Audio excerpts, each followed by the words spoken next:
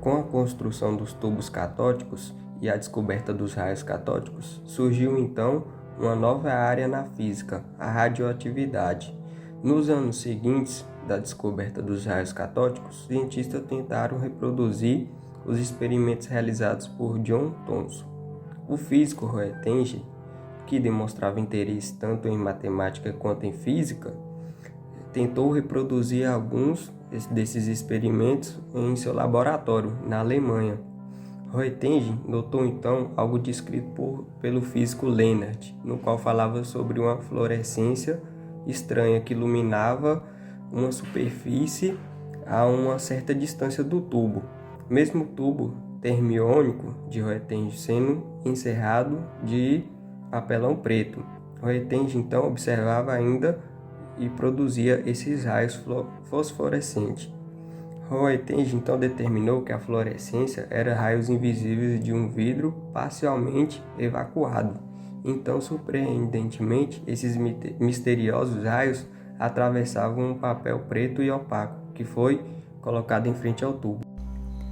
Roentgen determinou imediatamente que a fluorescência era causada por invisíveis raios originados de um vidro parcialmente evacuado, que Hirsch Kroc tinha usado para estudar os raios catódicos, os elétrons. Surpreendentemente, esses misteriosos raios atravessavam um papel preto e opaco, colocado em frente ao tubo. Percebendo a propriedade que esses raios tinham de atravessar materiais de densidade relativamente baixa, ele começou a realizar experiências com chapas fotográficas e descobriu que poderia usá-las para produzir fotos, que eram sombras do interior dos objetos.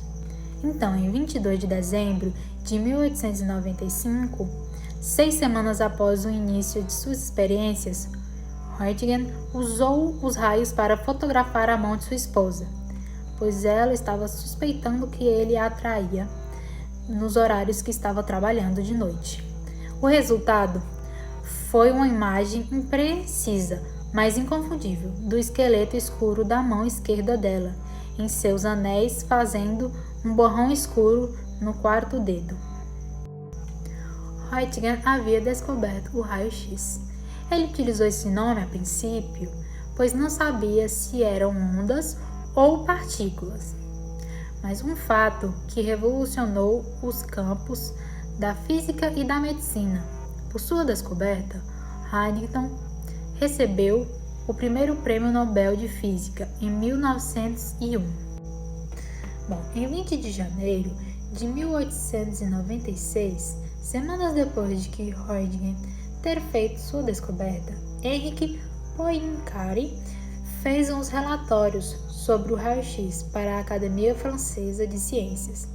Além de suas explicações sobre os raios-x, estavam algumas observações referentes a fosforescências estranhas que ele observou. Este fenômeno interessou a Henrik Borkham, filho de Alexandre Edmund Borkham, que havia estudado extensivamente os materiais fosforescentes. Becquerel pensou em investigar se todos os corpos fosforescentes poderiam emitir raios similares. Ao investigar os materiais fosforescentes, descobriu evidências do que queria descobrir e apresentou ensaios à academia, sustentando a ideia completamente falsa de que substâncias fosforescentes produziriam raios penetrantes, como o raio-x. Essa ideia, Becquerel ele iniciou suas investigações utilizando um composto que ele era à base de urânio. Então, colocando esse composto sobre uma chapa fotográfica, Becquerel ele expõe elas ao sol por um período. Então, isso revelava a chapa. Assim, ele constatou que esse material afetava a chapa de uma forma similar ao raio-x. Mas as investigações adicionais de 26 e 27 de fevereiro, elas foram adiadas, por conta do céu nublado de Paris, e o urânio que Becquerel pretendia expor ao Sol, ele foi colocado em um envelope que ficou sobre a chapa dentro de uma gaveta. No primeiro dia de março, ele revelou essa chapa fotográfica com a expectativa de obter imagens fracas. E para sua surpresa, a imagem foi clara e forte. Então isso significou para ele que o urânio emitia radiações sem a necessidade de uma fonte de energia do tipo do Sol.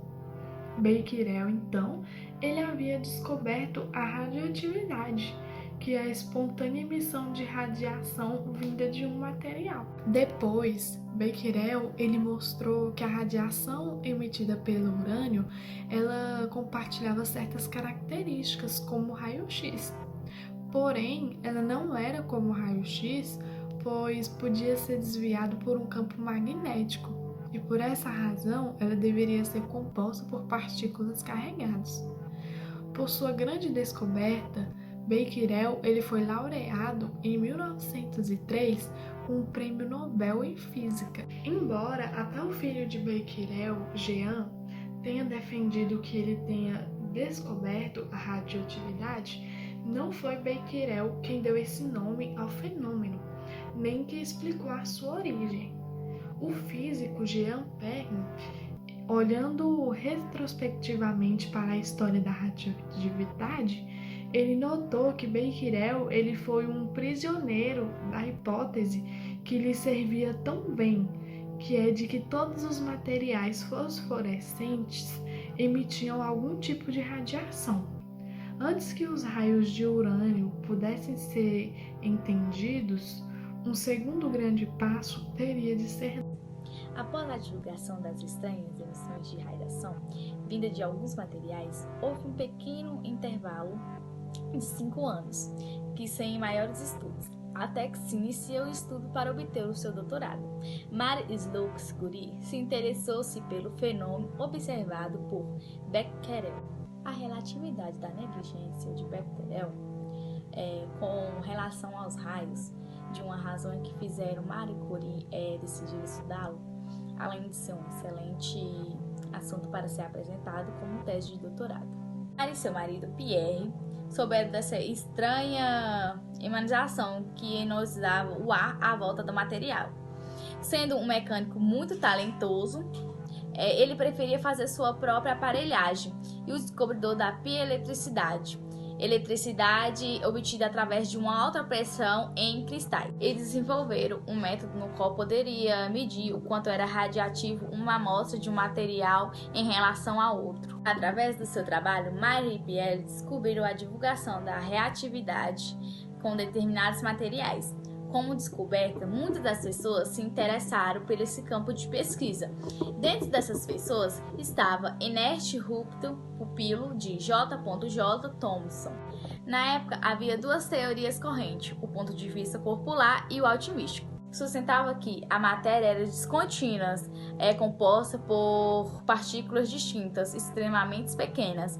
Outro ponto de vista popular é um enter contínuo, uma espécie de uma cola que mantinha tudo junto e que se existia na maioria das versões, em que numa diminuição é precisa. Na época, pensar-se na teoria de Thomson, sugeria-se que os elementos em si não são elementares. Isto, para a mente de Mendeleev, era algo parecido com a alquimia. No primeiro ensaio, escrito por Rutherford, observou-se que as substâncias radioativas tinham alto peso atômico e a radioatividade pareciam ser independentes de estados químicos. Com isto, não estava-se muito longe de responder o porquê a radioatividade estava ligada com a composição atômica. O que confundia era o fato de não haver fonte para a emissão dessa energia. Olá, meu nome é Nayane e eu sou do terceiro AgroC.